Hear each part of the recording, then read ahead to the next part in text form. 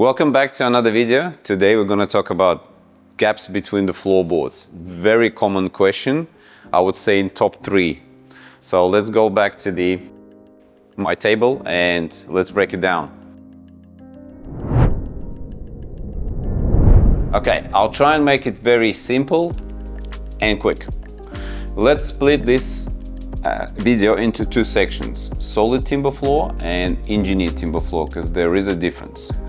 So solid timber floor, that's a very good example of gaps between the floorboards. So as you can see, that's a very old sample board. We've made this one in 2011 for clients to see the gloss level. So if you can see in the reflection, there is a different reflection, different gloss levels. That was the purpose of this sample board. So obviously, when we've made this sample, there weren't any gaps between the floorboards. So over 13-14 years, as you can see, we have gaps of like 3 mil between the floorboards, which tell us that solid timber floor does shrink, does move, does react to weather. So the older the house or the older the floorboards, the bigger the gaps. Again, depends on where they've been, when they've been laid, where the house located. Is it like there's so many factors that can cause those gaps, but roughly saying, solid timber floor, especially with the old Queenslanders, always will have some kind of a gaps compared to any engineered. But with engineered, we'll talk about it a little bit later. So that tells us, okay, gap, what can be done with this gap? So as you can see on this sample board, we've done it as a top nail, because all solid timber floors, they glued and nailed. So you can nail them as a top nail, so you can see the actual nail or the gap filler, or you can, nowadays we just secret nail them to the locking system, so you don't see those top nails. So when we do sand, restore, polish, coat, we only fill inside the board. So the gaps like this, imperfections and all that. So the gap filler will always only stay inside the board. So filling between the boards will make it even worse, because as I said, timber floor has its own lives its own life, and it can really react to weather. If it's like a 1-year-old floorboard or 100-year-old floorboard, it always moves. So if you're gonna fill it in between, eventually that timber floor gap filler will crack and just pop up, and you will make it even worse. I've seen people do that, and yeah, it doesn't look nice. So when you, like, let's say example, when you bought a house, it's a Queenslander, you know that you can see it from underneath that it's a hardwood floors there.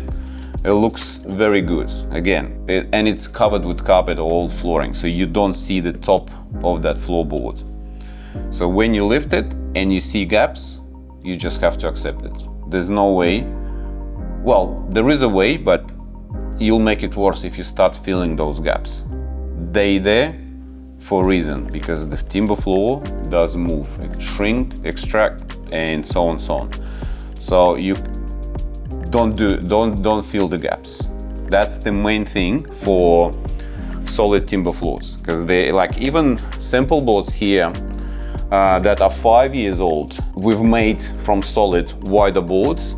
Again, everything was done very tight, no gaps whatsoever. And 5 years later, we can see that, not 3 mil, but you can see the timber floors starts to shrink. So even here, at the controlled environment, timber shrinks, and you can see 1 mil or even 2 mil gaps between the boards. So it's normal, you just have to accept it. So that's related to solid timber flooring. There always will be gaps. Just don't try and fix them. Just accept how it is and move on. If you don't like gaps, then the next section of engineered floorboards will fix that issue. Moving on to the next part, which is engineered timber flooring. So engineered timber flooring can be different again between these floorboards. So you have two options in engineered timber flooring. You have locking system, which is like a called click system. So when you lock those two boards, they're not going anywhere. So you'll never get those, it will be nice and tight. So it acts as one piece. Another engineered floorboards, a very common one, is the tongue and groove system. So when, like a tongue and groove system, I'll show you in a sec. You have two options in engineered boards. Tongue and groove system, where just boards go inside. Same system as the solid flooring. And click system.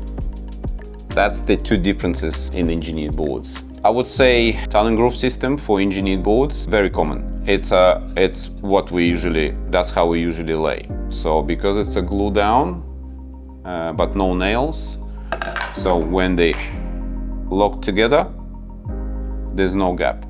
But again, it can be, depends on the environment, moisture content, and so on. You can start seeing little gaps. They open and close. They always will do that. It's a natural product. Just keep that in mind. Most popular question, like, oh, do I get the gaps when we install freshly laid floors? With the tongue and groove system, yes, a little bit. So you're giving it that little bit of a flex. So if your floor level is not perfectly straight, so maybe then tongue and groove system will be a little bit better for you. So you can actually hide some of the imperfections, because as you can see, they're giving us that flex. But if you hate those gaps, if you don't want to have any gaps whatsoever, then you have to go timber floors or engineered timber floors with locking system. When it locks together and acts as one, you can't separate. Once it's glued, once it's installed, you can't separate them. But there's not many options in a clicking system engineered floorboards. So that's another one, like, okay, which one? So my suppliers here, that most of it at the back there, they can do both. They can do tongue and groove, and they can do click system floorboards. For the click system floorboards, a little bit more floor preparation required, because again, once it's locked, it's nice and flat. So we need to make sure that the subfloor is prepped well. Usually it's a good for concrete overlay. With this one, with the tongue and groove, if we're going over old floorboards, then probably tongue and groove will be slightly better, because that will give us that flex. So then your subfloor underneath the floorboards will live its own life, and this floorboard will no impact to the subfloor what's this been installed on. So basically, let's summarize this up. I know it's confusing, but tongue and groove system always will have the gaps. Don't try and fill them in between. They shrink, they move, they open and close. So that's very simple. And if you don't want to see any gaps, then you need to go for the locking system, like a click system. So it's some floorboards will have four-way click, top, bottom, and the sides. Some of them will have only sides, and some of them will have drop lock. That's another topic.